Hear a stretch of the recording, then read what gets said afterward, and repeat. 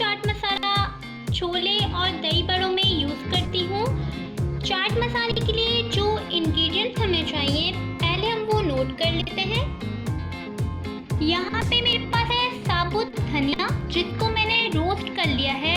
मैंने तवे पे इसको डालकर मीडियम फ्लेम पे 2 से 3 मिनट इसको रोस्ट किया। इसमें से जब खुशबू आने लगी तो मैंने इसको ठंडा कर लिया है। ये मेरे पास है 1 कप।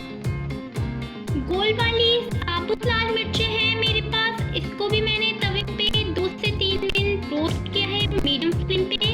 और जब इसमें से स्मेल आने लगी तो मैंने उसको उतार के उसको ठंडा कर लिया। ये है मेरे पास आधा कप। यहाँ मेरे पास जीरा है, जीरे को भी मैंने तवे पे डालकर भून लिया था और उसको रोस्ट कर जब उसकी स्मेल आने लगी 2 से 3 मिनट बाद मैंने उसको ठंडा करके निकाल लिया। ये भी है मेरे पास आधा कप। नमक मैं इसमें यूज़ करूँगी 1 टेबलस्पून। आप अपने टेस्ट के हिसाब से यूज़ कर सकते हैं।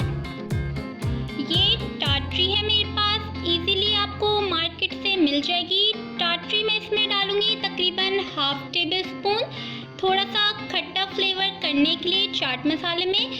तो चलिए व्यूअर्स, हम चलते हैं अपनी रेसिपी की तरफ। सारी चीज़ों को पहले हम एक बाउल में डाल लेंगे।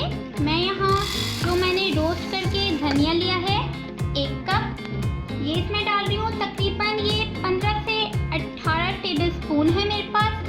ज़ीरा इसमें जाएगा 6 से 8 टेबलस्पून, ये भी भुना हुआ है। साबुत गोल लाल मिर्चें ये इसमें जाएंगी 20 से 25 अदद, ये भी मैं इसमें ऐड कर रही हूँ, ये भी भुनी हुई है।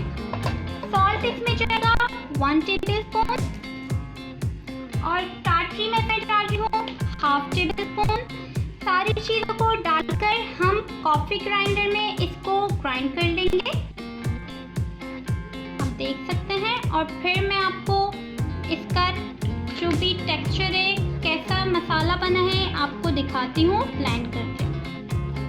जी व्यूअर्स, आप देख सकते हैं चाट मसाले को मैंने कॉफ़ी ग्राइंडर में ग्राइंड कर लिया है और ये बहुत मज़े का चाट मसाला रेडी हो चुका है। देख सकते हैं आप, ये ऐसा ही इतना मोटा होना चाहिए।